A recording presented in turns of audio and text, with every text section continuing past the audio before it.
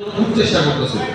আমার কথা হচ্ছে এইগুলি যে যে সিটি কর্পোরেশনের জায়গা যাদের আছে বা পানি নির্ভরের যাদের জায়গা আছে আপনি পরিষ্কার করে দিলে দেখা যাবে যে চাপাও নিতে পারবে না, সেই সাথে মনে করেন এই চুরি চিন্তায় এই হাবিজাবি বন্ধ হয়ে যাবে।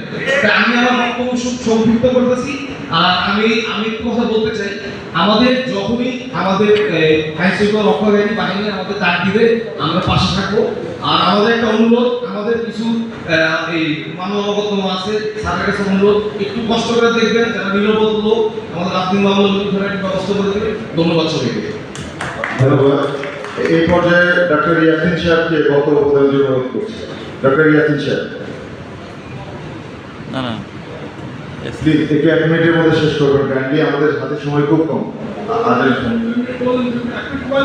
জি, থ্যাংক ইউ।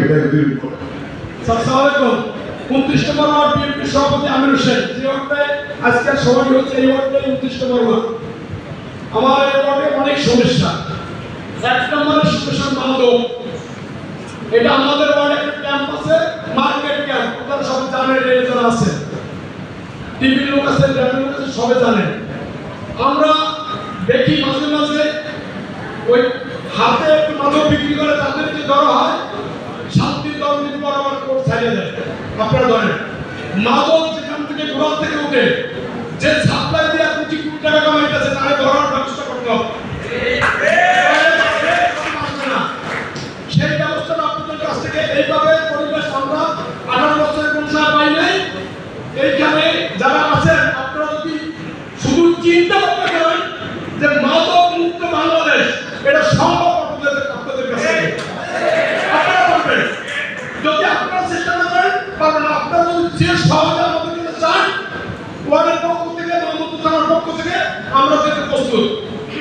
যদি আমার সন্তানকে এর সাথে জড়িত হয় আপনারা পাকড়ান, কিন্তু নির্দোষ কোনো লোক জানি এর আওতায় না পড়ে, এটা আপনাদের খেয়াল রাখতে হবে। আমাদের 29 নম্বর ওয়ার্ডে একটি মার্কেট আছে, কৃষি মার্কেট। আপনারা জানেন এই মার্কেটটা আজ থেকে 16 মাস আগে আগুন লাগছে বা আগুন লাগাই দেওয়া হয়েছে, দুটার যে কোনো একটা। এই মার্কেটটার সাথে 1050 লোক ব্যবসার সাথে জড়িত, কিন্তু এর সাথে খাইয়া পড়া চলে আরো 5 লাখ লোক। সেই মার্কেটটায় 16-17 মাস ওই ব্যবসায়ীরা রাস্তায় কাটছে, এখন পর্যন্ত ওই দোকানগুলো বুঝছে পায় নাই। বিদায় ওইখানে ব্যবসায়ী সমিতির রাস্তায় বসার জন্য তাদেরকে জায়গা করে দিয়েছে, যে তারা ফুটপাথে এই দোকানদারি করে তারা কোনো রকম জীবনযাপন করতেছে। এখানেও চাঁদাবাজি হয়।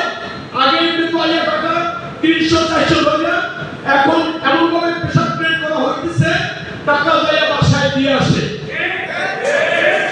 আপনারা আল্লাহর রাস্তে আপনাদের কাছে আমার দাবি, আমি যদি 29 নম্বর বিএনপি আমার দায়িত্ব নিতে পরে আমার জব্বি গোয়ালে মহানগরের নেতা আমিরুল সাহেবের কাছে, জব্বি গোয়ালে সামনে সুচারের সাথে, জব্বি গোয়ালে ওই আমাদের আহ্বায়ক শুকুর কোম্পানি, জব্বি গোয়ালে এই ঢাকার কাছে আমি ওনাদের কাছে অনেক জবাবদি করতেছি। আজকে আপনাদেরকে পাইছি, আমার মনের কথা খুলে বললাম।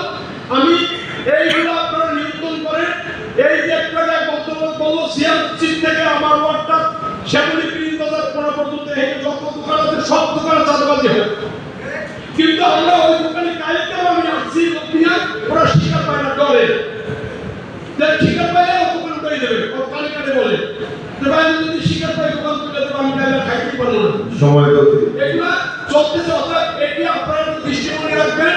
এই বলে আমি আমার বক্তব্য শেষ করলাম। আল্লাহ হাফেজ।